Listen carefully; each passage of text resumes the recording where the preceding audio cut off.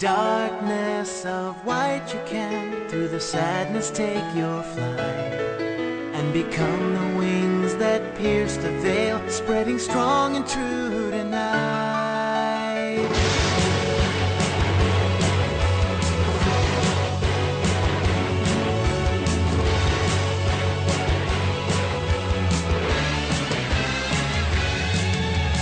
Brought into the light at last by the cold exposing sun, I was granted freedom tame to become the chosen one. Welcome back to Dubster Dive, series where we break down something English dub. Well, you know how it all lines up. He's Elvis, I'm Dot. Wait a minute, I think I said that wrong. Did you hit your head again? I don't know. But more importantly, Di, it's March! We celebrate roles by Vic Mignogna in March. And this time, what up? But why? Because I hear he gives good hugs or something. But, yeah, so last time we covered Full Metal Panic Season 1 and Fumoffu, which I still thinks is the greatest thing ever created. It is. This time, though, we're going to close the book on FMP by covering both Second Raid and Invisible Victory, which... First, starting with Second Raid, the third season of FMP. Yeah. Why would you title it that? But from now on, we will call this part Invisible Raid. Invisible Raid or Second Victory? Yes. Well, I guess let's get right into it. So Second Raid adapted volumes 4 and 5 of the light novels. Oh, only 2 novels in, 13 episodes? That sounds like a fair thing. I'm sure whenever we get to Invisible Victory, whatever studio does that, we'll learn from that and keep that consistent. Yeah. Anyway, it would air in July of 2005 and was done by KyoAni, just like Fumoffu. It was licensed by Funny and outsourced to ADV for dubbing purposes. Don't let anyone ever tell you these dub studios don't have some sort of incestuous relationship with each other. Yeah, especially the ones that go under. Well, anyway. The anime, dub would come out in 2006, and yeah, you could all go to Blu-ray if you want, I guess, I don't know. And we pick up some time after the events of Season 1. But we also make a couple of nods to Fumoffu, too. So, I mean, Fumoffu is 100% canon. Don't even reference Otsunabe or whatever his name is, the Chris Harris dude. Yeah.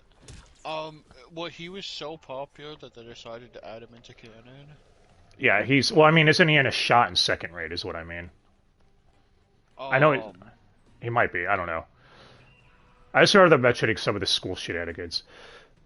Yeah, so Second Raid, basically, there's this evil organization named Amalgam, the one that Garin was working for, we find out. And they're trying to start a civil war in China. China #1. I told you weren't stopping me. So, Mithril's got to go in there, and we got to try and stop them. We've got a new villain, we've got new stakes at play, and in this season, Sosuke Sagara starts questioning what it means to be a soldier and what it means to be an actual person.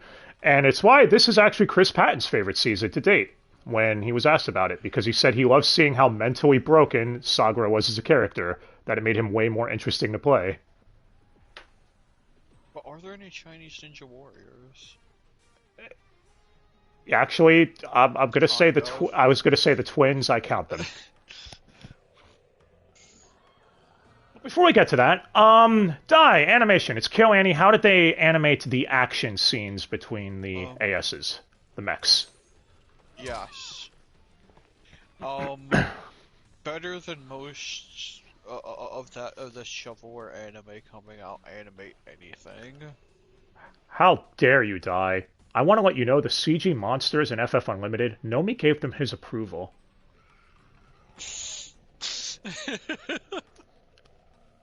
I just found out after we recorded it, apparently they're making an HD remaster of FF Unlimited. It's like, really? But anyways, back on point. So you're saying it looks good?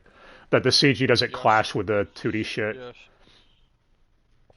It doesn't. It doesn't start clashing until it becomes not KyoAni. Well, I wish they were able to do the action and stuff, which, I mean, for one of KyoAni's earlier works is kind of impressive. Yeah. You could say their CGI work was on fire! Eventually someone's gonna punch me for doing that. Yeah, it was really lit. And now someone's gonna punch you for doing Anyway, yeah, point is, really good shit, really good shit. Animation, for what I remember, when I could see really well, I remember thinking it was good. The OST, it's the same composer and everything, same music, so you get the A-Team theme, as we call it. All the other... They literally said that's what it was supposed to be, didn't they? Pretty sure, yeah. And there's other homages to action flicks in the OST as well. Even so far as to have episodes named after them. Yep. So, ADR director would still be Don Rush, and he'd also do the script along with George Manley. George Manley's an asshole. He plays one of the characters. In fact, he plays your favorite character because of how stupid he's listed as on the cast list. As far as everyone who's returning, everyone fit right back into their natural roles. It sounds great. If you like them in Season 1 of Fumoffu, you'll be fine with them here. You don't need to worry, especially since these were dubbed immediately after Fumoffu, more or less, just a couple years later. So, but what about our new characters? Well, first we have our main antag, Gates. This man is insane. He is the complete opposite of Garin. If Garin was cold, calm, and calculating, this dude is unhinged and fucking psychotic. He even shoots a man in the head for questioning him, one of his own guards, and he says, "Another wasted life! All the humanity! Oh, what could be done?"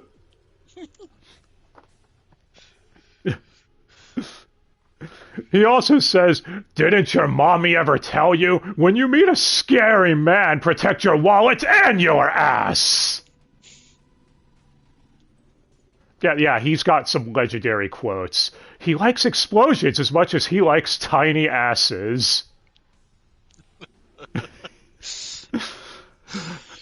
Or when he's yelling at his subordinate, who we'll get to in a minute, he yells at him, "You're a fuck-up! No, you're a double fuck-up! And I don't fucking like that!" Yeah, only a character like this, I think, could get away with swearing copiously like that. Someone who's clearly got a few mental screws loose. Why do you think Revy gets a pass in Black Lagoon? Because she's also clearly fucking nuts. But yeah, did you say there's a scene where he's naked watching the Nature Channel? With a box of tissues. Yeah, it's like, dude, this guy... You could get some implications to what he was doing. Yeah, he also likes singing when war is happening around him. And it's dubbed. So, yeah, he sings all family free. Yep, and Gates is voiced by John Swayze. Yep, All For One. He even kept saying, Ty was like, you should just play All For One's themes during all of his scenes. You wouldn't know if they were. It would make them creepy or more hilarious. There's also Undertaker from Black Butler, which that anti was kind of insane too. Weirdo. Yeah. But yeah, John Swayze is easily one of the MVPs for this season. He's so fucking great at this. You can tell he's having the time of his life. Now, for the character that we were just talking about, Gates' subordinate. Yes, that's what he's known as. This man I feel bad for, dude. He gets abused by this guy. Doesn't he throw him out of a helicopter into the ocean? Yes. And he still survives. That, by the way. So he's some kind of badass if he can survive that. It's not like it was a short fall. Well, he's played by George Manley, our script writer, whose impact from Anime Gone Goemon, and President of the United States in Canaan. I have so many questions. Yeah, he does fine, I guess. You could tell he can't say anything to Gates, because who the fuck could? He was just like, "Sir, shouldn't you wear a helmet?" "But if I wear a helmet, I'll go bald." He says while already being balding. Yeah, Gates is fucking great. Doesn't he pilot one of the Venoms too? Yes. Yeah, or so... the main one. Yeah, because there's obviously now they have to one up the stakes. So instead of one Venom, there's multiple Venoms that this squad uses. But that's more than 19 inches. Damn it, he kept making that joke the whole time. Now for our other two antags, who keep referring to someone known as Sensei. Alright, we'll just work with the assumption you guys are. If you're going to watch this, you would have seen the show already. It's Garen's subordinates. They call him Sensei the whole time. With Jia Yu Fan, I probably butchered that, being the first one, voiced by Christine Otten, who's Keitaro, you know, the retarded one from Ghost Stories, and teacher from FMA. But you're not going to say anything to about you being retarded? Are you retarded? Are you retarded?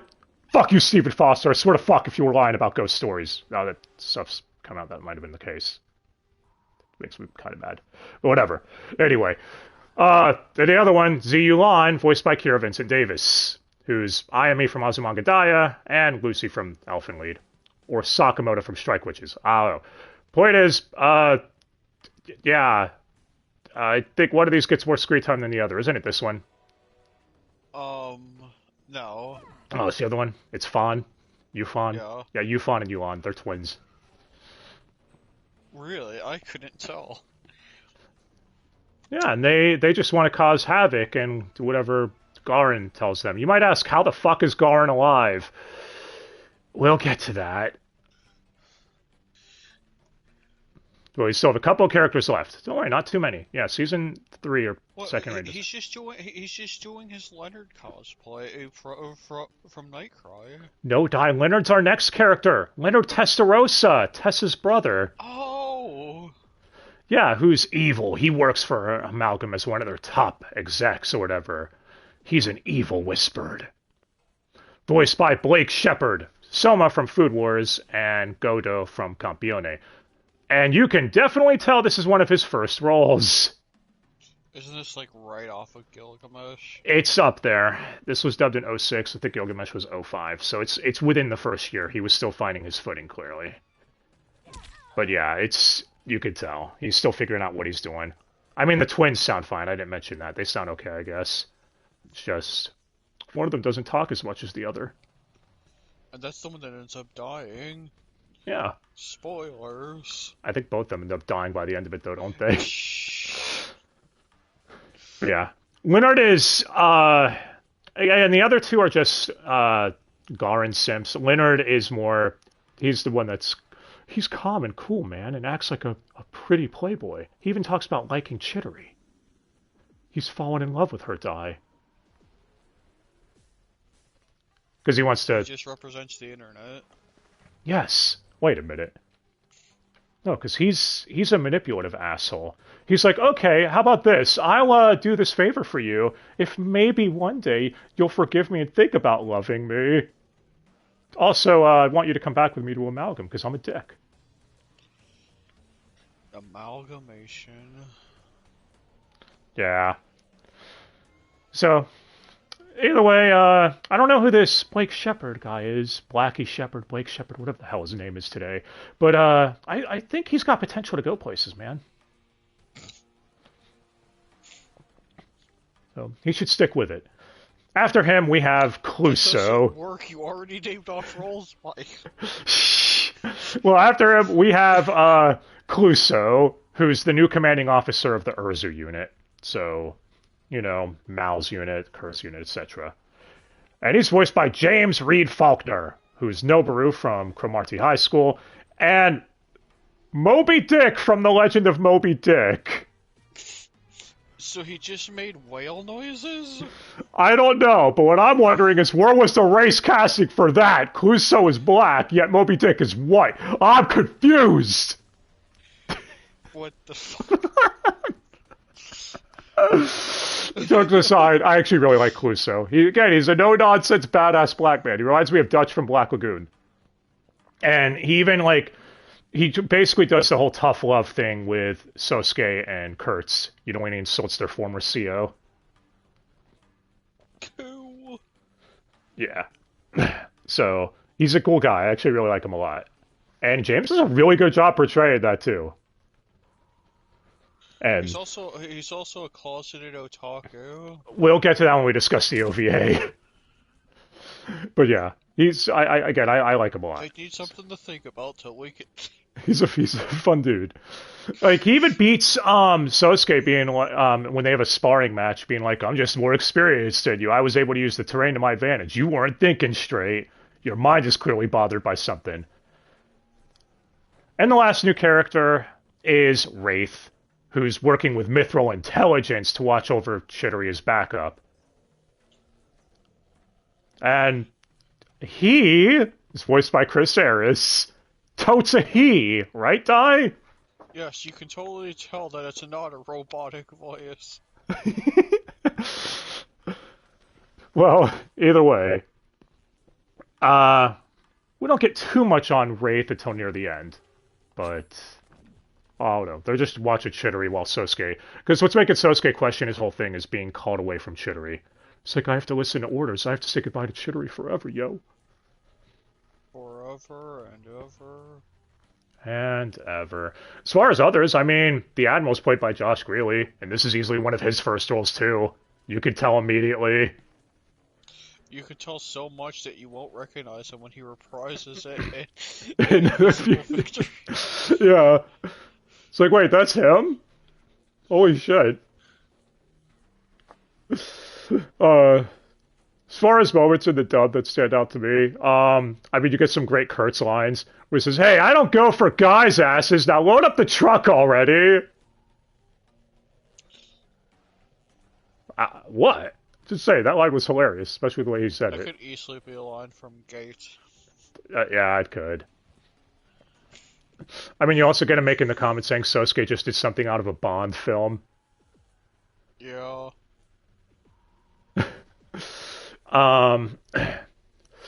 Let's see.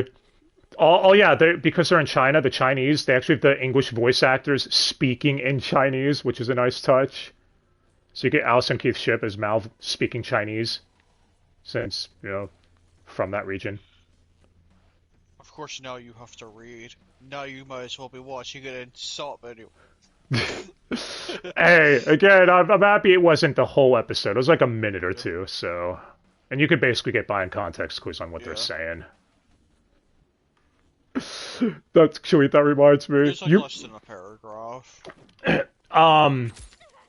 There was one thing you brought up, how there was only one dude who, when he stops speaking Chinese and speaks it in English, he still has an accent, when everyone else's accents magically disappear when they stop speaking Chinese.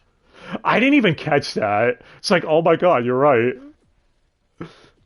So, you could call that an oversight on their part, I guess. Also, you get Brady Karbowski voicing Chinese hooker. It's listed as prostitute on the cast list. Why am I bringing it up? Because one of her lines towards Sosuke made me laugh my ass off. You know which one, Di. Yeah, I know which one. They all know which one. Alright, yeah, so, first of all, is it weird? Does her speaking her Chinese sound kind of hot? What? Why are you looking at me like that? Anyway, yeah, so Sosuke more or less rejects her because he's in his emo phase, and she just shouts, "What are you, queer or something?" It's just the way she shouts, dude. Yeah. If only he was a rabbit. No, he's not black. Anyway. Yeah. But either way, the Chinese being the whole thing was a nice touch. Some other highlights from the moment, though, so we're done with the whole dub thing. I actually like the whole fight in the tunnel, you know, when they had that traitor in the group. Voiced by Jason Douglas, again, who was a traitor in Season 1 also, by the way. They really have a traitor issue. With Jason Douglas specifically, too.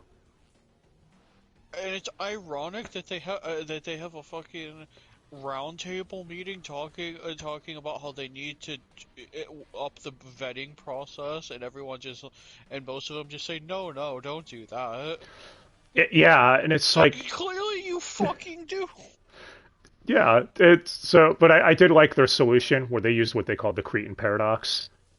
You know, so they basically would tell each other to do the opposite of what they were actually doing when they found out there was a leak. I thought that was kind of a cool touch. I don't know, I like seeing the whole military strategy shit. It's one of the reasons why I like Code Geass so much. Before you bring up R2, I have the top. You know what I mean? R2 still had some fun. Well, we'll get to that eventually. Anyway. I mean, some other good moments too. Such as, when Sasuke interacts with Garen on his deathbed. Garen's deathbed, I mean. Yeah. No, they thought you meant Sosuke's deathbed. Yes. He's totally not in Season 4. Definitely not. That would be a weird twist, wouldn't it? We have a new protagonist. But yeah, so Sosuke's already at the end of his rope or whatever, and Garen more or less still fucks with him while having no limbs, right? He's basically on life support and everything. Refer back to our Nightcry Let's Play. Yeah. And Mike McRae is still playing him, if anyone's wondering, and he does a great job here. You could tell he's having the time of his life just fucking with Sosuke. He's like, oh man, it's because of that stupid bitch Chidori, isn't it? Well, no, you don't need to worry. She's dead. And then he starts laughing about it, forcing Sosuke more or less to kill him in cold blood. Thus really fucking up Sosuke. Then he came down in the case of explosives. Yeah. Yeah. He apparently had C4-itis. It's a common occurrence. But either way, it was a really good dub scene. I liked it. Just like Tessa's nervous breakdown when she was yelling at Sosuke earlier in the season, being like, think of my feelings for once. I'm sorry about Chidori. Which she even admits she was acting childish after that. It's like, that was... because she is a child. I will hurt you. Tessa's best friend, you know it.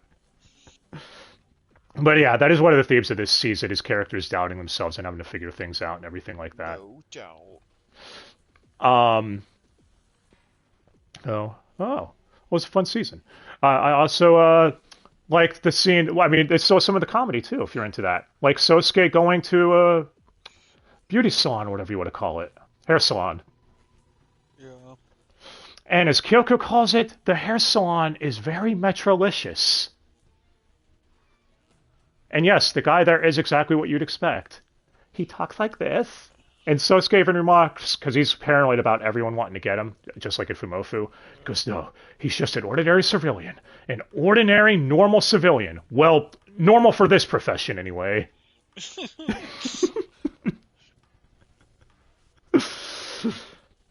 And of course, they couldn't get away from this season without saying the line, I'd tell you, but I'd have to kill you. How many times are we going to hear that line, dude? You mean in a series that likes to reference action movies like that? I don't even know if that's dub only or not. That's the sad part. But yeah, Girlfriend is a Gal had it, Artie the Scarlet Ammo had it. It's like in the past couple months, I've heard that phrase so many times in these dubs, all from different eras. Better than Game Over. Yeah, I already did a whole thing on that too during Gal. Either way, Season 2. It's solid, but we're not done with Season 2 yet, because there was an OVA, which they dubbed. And it's basically, what if Fumoffu took place on the submarine instead? What if there was an episode of Fumoffu post-Season 2? Yeah. Or Season 3, whatever the fuck. Post-second grade. Yes. But yeah, you get some great moments in this. It follows Tessa. She's trying to track down a plushie, and the plushie is literally the Fumoffu. It's the Fumoffu mascot, isn't it? Or Bonta-kun. Yeah. I'm surprised you remember that. I didn't, to be honest. So good on you. But yeah, there's a hilarious moment. They mentioned it by name multiple times in Fumoffu. I remember. But yeah, so there's a hilarious scene where Tessa wanders in to Sosuke's room where he's training. You know, with his mech, whatever, and his AI companion, Al. Yeah, I don't know why I said his room. The training room is what I meant to say, but yeah. And he has a program going with his AI companion, Al, and the Arbalist, his mech. And she walks in half asleep and half naked also, and he's feeling all awkward about it, while the AI is going in the background saying, enemy is acting irregular, and he just keeps shouting, shut up, while Tessa's more or less hitting on him. It's a great scene. And then she wakes... Yeah, she wakes up, and it's like, oh my god, this never happened! And she runs off, and the AI just goes, enemy retreating. I recommend immediate pursuit. Would you shut up already?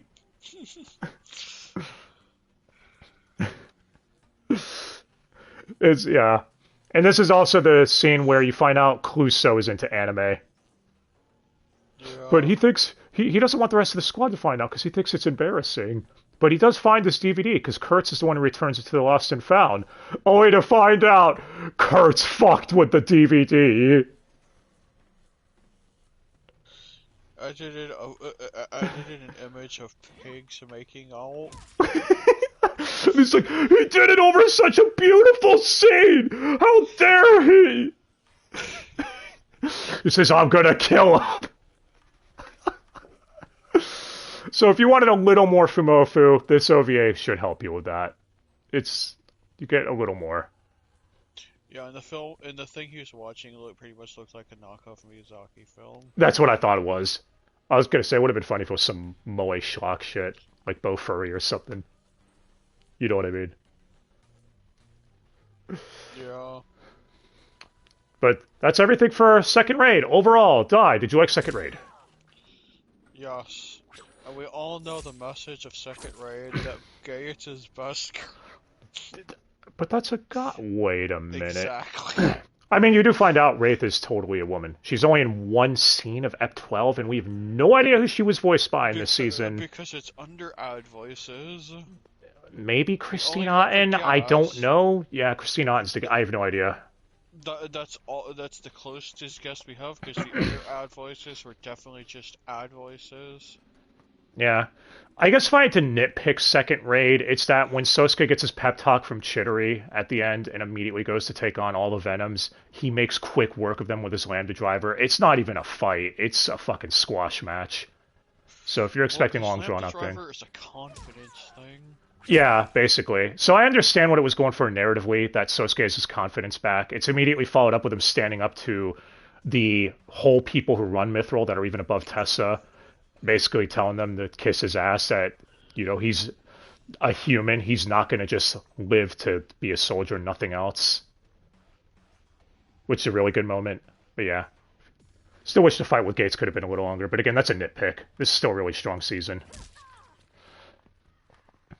But I'm guessing, Dai, you wouldn't put it on par with Fumoffu, would you? No. You bastard! But we're not done. Second Raid is really good. This next one, on the other hand... Okay, so Invisible Victory is a bit of a mixed bag. It's got some good stuff in it, but it also has a lot of problems. It also goes overboard on the CG. Well, let's get into that. So, Fullmetal Panic Invisible Victory was announced a decade later, in like early 2017 or so, and would be done by Studio Xebec, people behind Love Hina, Negima, and Keijo. So a studio of culture. Which, of course, means they went bankrupt and had to be folded into Sunrise. Because everyone who touches Fullmetal Panic dies. Well, you want my proof? ADV's dead, this studio's dead. I mean, KyoAni thankfully came back from their shit that happened. Funimation's dead. This series is fucking cursed. Hell, Gunzo don't even do anything anymore. They did season 1. I don't even know if they're still around, to be honest. I think they are, but nowhere near as prevalent as they used to be. Anyway, this season would air in April of 2018 with 12 episodes and 2 recap episodes. Is that fucking necessary? So what you're saying is if they were incompetent, we could have got 14 episodes, 14 probably. Episodes. Probably, that yeah. Probably would have alleviated some of the issues. Yeah.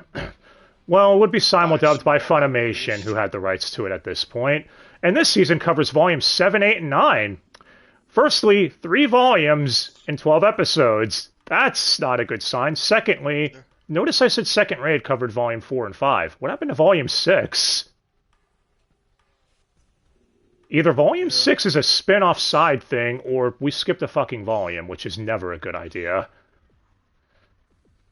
Yeah, and then there's the plot twist. Before this even came out, we were speculating they're probably only going to get Chris Patton and Vic back. Yeah, and, well, they got everyone. Speaking of which, the Blu-ray for this might be Vic's last recorded commentary. Came out in March 2019, 2 months after the shit show started. So, there's that at least. But yeah, ADR director this time, well, I'll break down the story. So this is in 3 parts. Part 1 is Amalgam now are fucking pissed. They're tired of their employees losing, so they're going all out now. Amalgam, by the way, we find out are organizers of war around the planet. They start conflicts in order to raise money from said conflicts. And they want to control everything. Kind of reminds me of the Patriots from Metal Gear, honestly. What, you know, where war controls everything. And yeah, so they want to kick Mithril's ass, and that's part 1. Part 2 is, well, Mithril's asses are kicked, and Chidori gets kidnapped by them very early on in the season. So Sosuke's wandering around for leads, and goes into a country that is a fighting arena. The fighting arena... Fight Club. Yeah. Ran by Amalgam, so he's searching for leads. Again, we'll get to each character when we bring them up in the dub itself. And then part 3, he finds out where Chidori is, and it's a raid on Leonard's mansion. Again, that's a lot to cram into 12 episodes, and yeah, it does feel like it. There's barely any breathing time. How much is cut out? There's barely any breathing room here. That being said, animation die. Is it at least still alright? I remember saying it was okay. The only CG, even the CG is alright. I would say it's really questionable during the car chase. But Alone in the Dark had car chases, right? Yeah, that's what makes it better. Yeah, so at least that's good. The OST, it's still a lot of similar themes. You'll get different renditions of the A-Team theme, because of course. And no complaints there, I guess. And some weird, smooth jazz montage themes that sound like they could be in a hentai or something. Yeah. I literally said, I think I've heard this song in a hentai. Wait a minute, what am I admitting to? Anyway, yeah, so, back on point. OST is still fine, though. I just like the OP for this season. But, as far as the dub goes, the ADR director this time would be Mike McFarlane, who did FMA and AOT. And he got everyone back that he could. In all fairness to him, and credit all that, he did. Even the most random people that only had like one line of dialogue. Unless they were like dead or retired. Yep, his words. He even said he had to use people he knew in Houston to get in touch with some of them over there, if possible. Like, as we just mentioned, Clusa's voice actor James, who apparently hadn't recorded anything since Second Raid, which was 12 years earlier. And, yeah, he even had to ask Chris Aris if he would be okay to come back because of his failing health for Otsunobu. Or Atsunobu? I'm never going to pronounce that right. Studical's president, dude. Yes. So, yeah, this is what Dai meant when he was put into the canon. So you got him. He's in the canon of the anime now. Because he had the best quotes in Fumoffu. Yep. And this would be one of his last roles, unfortunately. This and Frieza. And it's only... He sounds okay here, but if you put it side by side with Fumoffu, that's the only way you can really notice. He does sound... I do remember him sounding worse during the simuldub version. I put in the Blu-ray. It still sounded the same to me. I don't know. Because I've checked both. But I don't know. You all could check, I guess. Like I said, it's primarily noticeable if you listen to a clip from Fumoffu and then come here, which also makes sense anyways. It'd been 12 years. 12 years and one double lung transplant later. But also, I noticed this. He brings up like when Sosuke uses basically a gas plan. Otsunobu, I'm gonna Footshot Forever basically says over the intercom, he says it was caused by Saga instead of caused. It sounded like he still said it to me on the Blu-ray, but I don't know. You all can listen and find out, because Dai, you said you didn't hear it. That's what it sounded like to me, so I don't know. But back on topic, yeah, Mike had to coordinate with a Houston studio, Funimation's normal studio, and with an LA studio because Chris Patton had literally moved there the week that this was coming out. So, to be honest, you can't really notice, which is actually a really good sign in my opinion. Also, Mike would admit he watched Full Metal Panic before directing this as pseudo homework, and he would have loved to have looked up the novels to see what happened in this season, you know, to get a little head start. But that kind of posed a problem because the novels this season was based on hadn't been translated yet. In short, this whole thing the dub could have been a fucking disaster, is all I'm saying. Yeah, they could have replaced everybody. Yeah. I mean, Blake Shepard even made a thing, which he sounds really different here. I guess he really did do something. Huh. Yeah. It's almost like he sounds a shit ton better. You mean people are capable of sounding better after 12 years? You would hope. Jamie Markey, eat your heart out. Anyway, yeah, he would state that when they did first recorded Ep 1, the animation wasn't even done yet.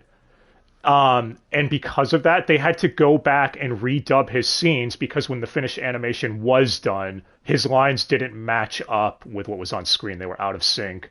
So they had to redub his scenes again for Ep 1. Like, man, that must have sucked. Yeah. Leonard's cool. I mean, we meet more of the antagonists for Amalgam.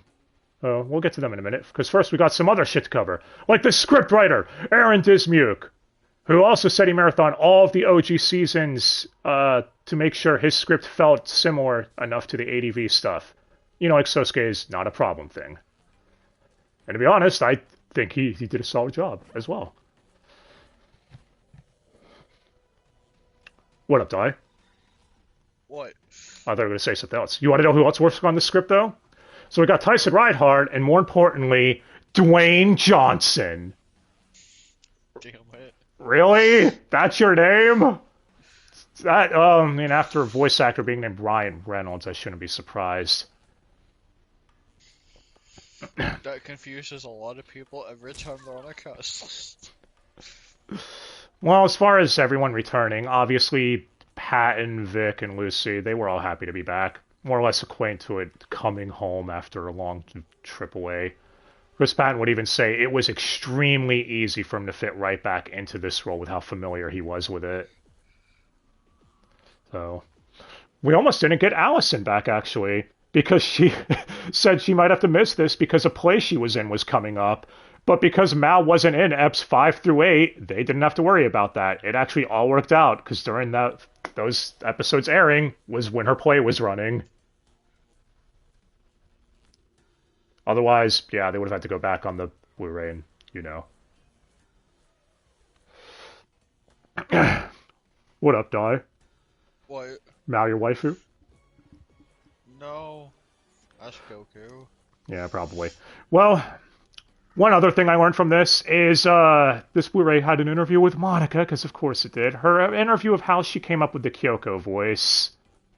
It was apparently because Don Rush told her, and the OG director, that Kyoko, he just described her as a nerdy girl, so she just came up with that voice, which, if you pay close attention, you'll notice she constantly slips out of the voice this season into her typical Lolly-esque voice. I don't know if you caught that or not. Yeah. But, yeah. Also in this interview, she went on saying that Kurtz is her favorite role by Vic. Fuck you. I'm not forgetting 2019. I don't think anyone is. But, just saying. I had to have a moment to say something, man. Anyway. As far as the replacements, we've got quite a few. So, There's also quite a few surprise yeah. surprise souls. So firstly, we have Dana, the ship's AI. It only had one sentence in this. It used to be Allison Summerall, who they got back as Aerie, one of the students at the school for one line, but not Dana? I don't know. But now it's Dawn Bennett. You all know Kale from Dragon Ball Super, Nomi's waifu. And Arnis from Konosuba Explosion. The trash man cometh!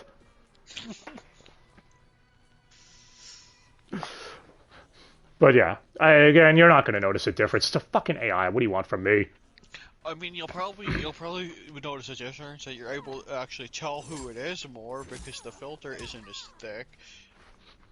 Especially you, second raid. Yeah, those filters were set. I mean, they didn't sound bad to me. I don't know. Next, we have Kawanin. You know, one of the commanders on this sub. He was Mike Kleinheads. Now, he's Kent Williams, father from FMA Brohood, and Hattori from Fruits Basket. And honestly, out of replacements, I think this was one of the closest ones they could have gone with. You agree? Yeah. It's this next one that is a little off to me. Mardukas, who was Andy McGavin, now is Mark Stoddard, who's Tengen from Danganronpa 3, the anime, and Goose Perkins from Bakudo. What a name. This one, it's not that he's bad, it's that it's really weird to get used to his portrayal here. I think David Wald would have been better. Yeah, they needed someone with gravel in their voice. That's why I said David Wald. I think he would have fit better. Yeah. After that, we have Mizuki Inaba, who's been replaced every season she appeared in. It was Randy Clark in S1, then Jessica Boone in Fumoffu, and now for like one line of dialogue, Sarah Wiedenheft, Zeno from Dragon Ball Super and Power from Chainsaw Man. Even though I couldn't even tell, because I'm pretty sure it was just a group thing, so essentially it was Walla. More or less. Just like the next one. Ren Makahara, who was Nancy Novotny in Fumoffu, but is now Julie Shields, who's Emma from Signs of Affection. Yeah, I'm going through a lightning round, because there's a lot of people, guys. Al, the AI in the Arbalest, was Andy McCabe as well, but now it's Chris Waycamp, you know, second voice of Eraserhead from MHA. I don't think you'd really notice a difference, though, on that one either, because fucking AI. Unless you've got something to say, Di. I didn't think so. That means there are two Chris's in that Mac. You bastard! Anyway. After that, we have Alistair. I didn't even bring these up at second rate. So the Alistairs are human-sized ASs that they're basically battle droids. They listen to your command and all that stuff. One second rate, it was John Gramillion, who's Misaki from Domestic Girlfriend. Now it's Adam Gibbs, who's Sid Kagano from The Eminence in Shadow. What's strange about this one is they got him back for Yang. That's one of the recruits that hangs around the submarine. So, I don't know. Guess doesn't matter. Again, it's another AI voice. Only a couple more replacements. Speaking of recruits, one of them was named Wu, voiced by Noam Karf, you know, the Tsubaki, or you say whatever the fuck you want to call him from Fumoffu. But now is Gregory Lush, who's Pain from the Ace Attorney anime. Damn it. Fucking Pain. And the last one is Wraith, who is now, again, unmasked, so we know it's a woman, voiced by Elizabeth Maxwell, Sai Najima from Persona 5, and Albedo from Overlord. Also on the main cast list for this season, even though I'm pretty sure she was only like 2 episodes, maybe 3. Am I the one who's confused here? I would honestly... Yeah, I would say 2... She shows up in like 2 episodes. She's in 3, but has no speaking lines for that one.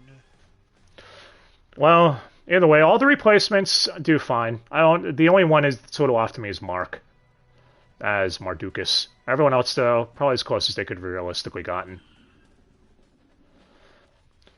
So, but now for the new characters. First, we've got our new villains from Amalgam. Karama, who eats carrots because he's trying to quit smoking, and he's basically an irritable dick.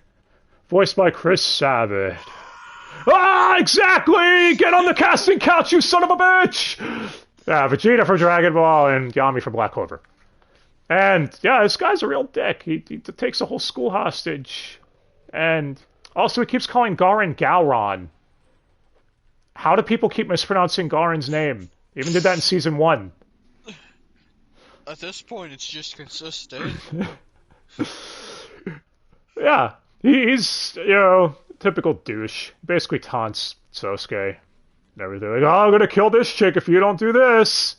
But overall, we don't get as much time with him as we did with Gates or with Garen, so I don't think he's as memorable as an Antag, personally. Yeah. Much like our next one. Because all throughout second raid, we kept panning over the Gates, even if it was only for like 2 minutes to a minute. Yeah, and there's a scene where Kurama kills a chick that Sosuke had gotten close to. We'll get to her in a few minutes. And he's like, I just shot an innocent girl. You think I'm happy about that? It's tearing me up inside. It's like, oh, so you're trying to say he's conflicted about the shit he's doing? But then he dies soon after at a gunfight with Sosuke, like 5 minutes later. About it, which is why he's part of a terrorist organization. Yeah, maybe if we got more on him, saying that he was thinking he was doing this for the greater good, and Amalgam were more or less a pseudo-cult thing, you know what I mean? That they're a necessary evil, but... Fuck that, we gotta rush! Speaking of which, our next villain, who we kept laughing at because of his name... Lee... Lee, that name is ruined. Thank you, Tech in the Motion Picture. He's voiced by Ian Sinclair, who's Whis from Dragon Ball Super, and Dandy. He's a dandy guy in space. I hope you all know what show that is, and I don't have to say it after that. Anyways, basically, another dude who acts really smug. It's like, oh, you actually beat me. I'm surprised. And you... Which is why he loses off-screen. In the final episode... Again, it's typical Ian Sinclair typecasting. He always plays these smug dicks, so... Nothing really wrong with him, but he's another villain that we don't get much on because, you all know. The only villain we get a lot on this season is Leonard. Which, yeah, I guess is cool. I don't mind Leonard. He's, again, manipulative prick. But it would have been nice if we got more on these guys, too. But speaking of that chick from the second arc that Sosuke got close to gets killed, Nami! Who totally wasn't named after this on purpose. A redhead who wants lots of money in order to rebuild her village that was falling apart, etc. Well, I guess Nami wanted to buy her village's freedom, but close enough.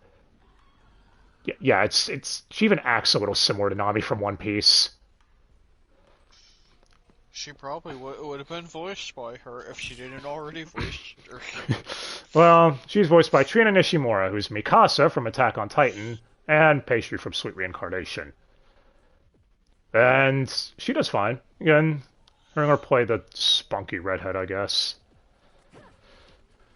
No complaints. She's a likable character. When she dies, it's like, oh shit, that sucks. Which... Again, I still feel like we could have done more with. Didn't you say it's like, yeah, you noticed it. It's implied she's whispered. Yes. And again, the reason they killed her was to showcase Sagura got her involved in his war or whatever, and it's the whole thing of he shouldn't have gotten innocent people involved in his shit. The consequences of it. Feels like we could have had more time with that, but you all know, same song and dance. When you adopt too much, you adopt nothing. Regardless, at least she left an impression. I liked her as a character, so... The other character in this arc... Yeah, I was going to say, Sosuke runs into her, if you're wondering the plot for a second, and she's building a mech for the battle arena, because, again, she wants to earn money. So Sosuke agrees to pilot the mech. And, you know, that's how they become close friends. And their sponsor is a photographer man who shows up there named Lemon. The waifu from Mashal? No. I mean, they are still blonde. Well, he's voiced by John Bergmeyer. I'll unmuting for a second. Oh god, your phone! It scares me! Anyway, he's Tien from Dragon Ball. Kurama from Yu Yu Hakusho. See, he should have voiced Kurama up above. And Tomitake from Higurashi Go and Sotsu. I bring that up because Tomitake is also a photographer who might also have something more to offer to him. much like Lemon is a French agent. How do you get typecasted as a similar character twice like that? That's weird. Anyway, John Bergmeyer does good work. I don't mind him. But, yeah. Speaking of which, his buddy, whose name is Bardet, who's a French agent, voiced by Gabe Conda, who's Bem from Bem and Macaron from Hi-Fi Rush. Right, Di? Macaron. Yes! Did I say that wrong? Macaroon. Ah, close enough. And yes, you get Gabe Conda speaking with a very, very thick French accent. It's kind of funny, actually. But I think it works. Again, he does good, too. As far as Nami's crew, another lightning round real quick, because there's 3 of them. We've got Save, voiced by Newton Pittman, who's twice from MHA. Ash, no, not the Pokemon one. Robert McCollin, Julius from Black Clover. And Riley, who's Andy Mullins from Bakudo. Y'all knuckers are gay. What? I had to stick in a Boondocks reference here, man. Anyway, all of them do fine. All of them do fine. I don't know what you want from me. These characters, though, also are... don't get as much to work with. Think about it, Di. If you swap the 3 of them around, would anything change? Yes. Their voices. Yeah, that's literally it. And the last member of this arc to go over is the police chief. That's literally what he's listed as. He's not even good enough to get a name. He's just some dick who's in the back pocket of Amalgam. And he's voiced by Doug Goodrich, who's Tabitha from Codebreaker. And he gets killed by a giant gun falling on him. He got killed by a shotgun. But it didn't even shoot him. Didn't it fall on him? It fell on him and crushed the car he was inside of. Is that dumber or better than a Pepsi sign falling on you and killing you? Well, one is just product placement. I hope you know what I'm referencing, because I'm sure you want to punch me now. Anyway, yeah, so...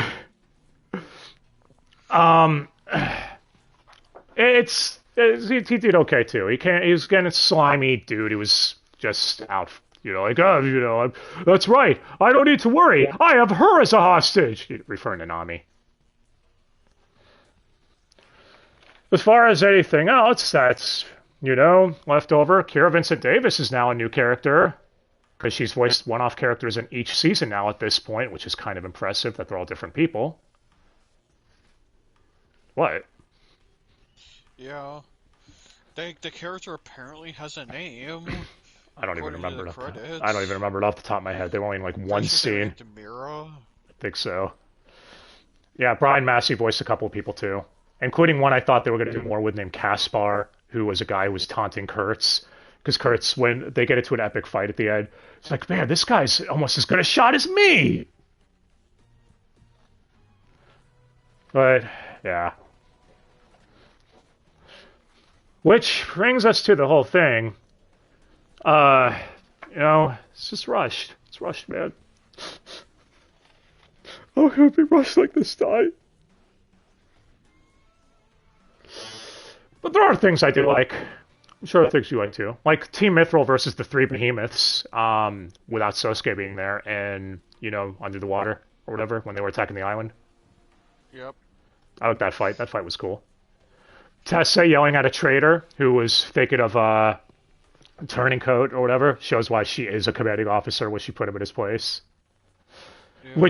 Which brings me to the everyone's favorite Tessa scene, I would hope, where she ends up cussing out Lee by calling him, and I quote, a piece of shit, a prick, and saying fuck you at the end. Fuck you. Fuck you! So, I'm sure it won't surprise anyone to know that this was actually spruced up in the dub. Aaron would say that everyone reacting with shocked faces at the end meant they had to make her say something sexy. I mean, spicy. Yeah, that's what I meant. And he also brought up how Gates swore a lot, too, so it's not like it would come out of nowhere with FMP never having swearing before, is his thing on it. And I think that makes sense. Good, I don't mind it here. He's not wrong. Because if Tessa just said, I don't like you, you're mean, blah, blah, blah, everyone reacting shocked to that would just seem a little odd, wouldn't it? Yeah. And no, it's not bleeped out for that. Yet when a lieutenant is yelling at Sosuke, I'm guessing that was for comedic effect, though. Yeah. So. I mean, they bleep out more than just fuck for him, so yeah. They might be, it could be referencing to the Fumoffu boot camp episode. I think so. The best episode.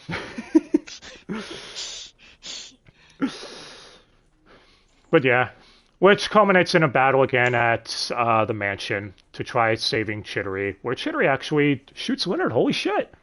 Because she finally is like, I don't care, I want to be free, blah blah blah. Freedom! And Sosuke gets a new mech. It's really cool.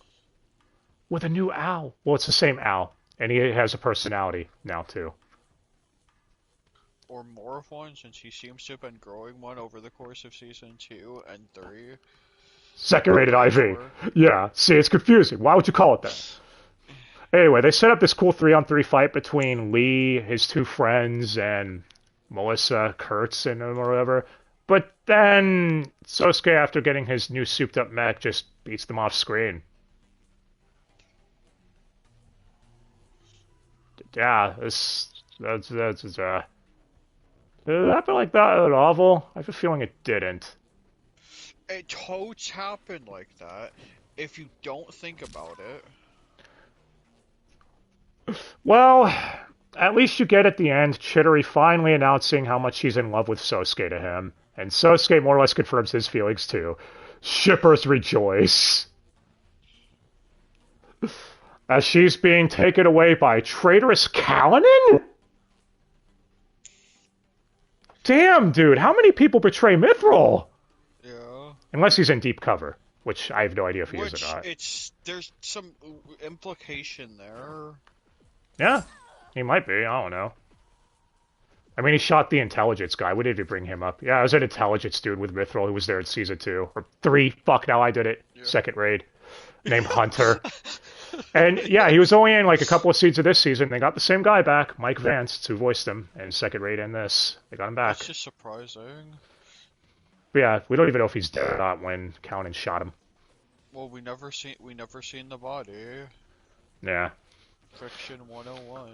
Also, this season has the nerve to end with the Season 1 ending theme and the OP theme. That's just more confirmation that it's never coming back. Hey, Chris Patton would comment online around the time saying, let's hope it doesn't take another 15 years for a season to come out. And you were making the joke saying Chris Patton is going to be voicing Sagra when he's 80. Yes. That is my prediction. Well, and if anyone is curious, yes, they dubbed the 2 recap episodes. Yes, I sat through them. And yes, they are a waste of fucking time. 4.5 is narrated by Chidori, and 8.5 is narrated by Tessa. Wait, you get new lines from Tessa? Okay, maybe it's not a waste of time. Oh, who am I kidding? These recap episodes suck. Clip shows are just utter garbage. Yeah. Join us next time for Dubster Dive when we do a clip show looking back at our finest moments. But we promise we won't just make fun of Nobi the whole time. I love you, Nobi. You're my friend. But that brings us to an end. Second raid was good. Invisible Victory was mixed. Again, it had good moments. I think the Nami arc was probably my favorite, with the arena. Yeah. Personally, if I had to pick one out of the 3. The third arc felt really fucking rushed to me. That was definitely the most rushed one. Yeah. But, bringing Full Metal Panic to a close, you can tell immediately how much everyone involved loves this show. Well, Lucy Christian would say it was her first main role period, and she even used this performance to start her work at Funny. It's because of these roles that actually Funimation would seek out these voice actors to work with them. For better or worse, I guess. But that also means without FMP, we might not have her playing Uraraka or Nami, the One Piece Nami, obviously. Yeah. So, think of that what you will. That also means we might not have had Vic in FMA, because Mike McFarlane openly admits this was the dub he used to look for promising voice actors in Houston. And, I mean, he recruited Lucy Christian for FMA. That was her first role working with them. So, without FMP, man, shit would have been very different. Without FMP, there wouldn't be FMP. Exactly. So, yeah, it's very important to the legends of the dub industry we know today. And hey, you know, if you want these people portraying these characters more, Chris Patton and Lucy Christian are currently working on Audible with these characters, so there's that. Speaking of audiobooks, why does the LE of this series come with an audio drama that isn't dubbed? Because that would make sense. You assholes could dub the drama CD for Cautious Hero, but not this. Fuck you. Well, because Dicks. that one's so much better. Whatever. So, if we had to rank the Full Metal Panic seasons, which one's your favorite? Fumoffu? Fumoffu. I'd probably say season 1. Yeah. Because I think it had the best mix of Fumoffu-isms and seriousness. Then, I don't know. Fumoffu and Second Rate I like a lot. Second Rate is really solid character writing in my opinion. I like how dark and fucked up it gets times. And Fumofu's comedy is just... It's hard to beat. It really is. But Invisible Victory is definitely at the bottom. Especially with the cliffhanger ending, man! Yeah. Second Rate at least had a perfect conclusive ending. Sakura is more confident in himself. You know... He told Mithril to fuck off. Yep. They need him. He doesn't need them. Yeah. This is great. So, I'm not saying Invisible Victory is unwatchable. Just... Yeah, could have been better. Should have been better is what I mean.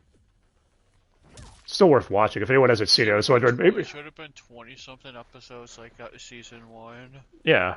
If y'all still haven't seen it and want to watch it, go for it. It's not awful. There's still really good moments we mentioned. But, yeah. MVP for Invisible Victory. I don't know. I think Trina did good as Nami. Also, Blake Shepard clearly came a long way from his early days. And you can tell he's having fun voicing Leonard. But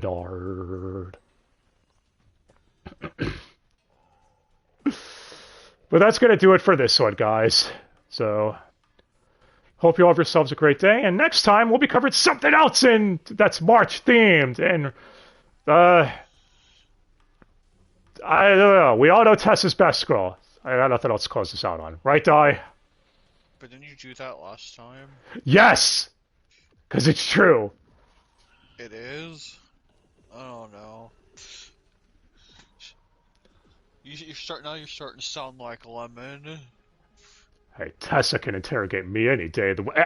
Anyway, that's a story for another day. So, yeah, guys, thanks again so much for watching, and I hope you all enjoyed this one. Let us know what your favorite season is of FMP, and if you enjoyed the series as much as we did. And until next time, hope you all have yourselves a fantastic day, and yeah. Bye! It's not a problem.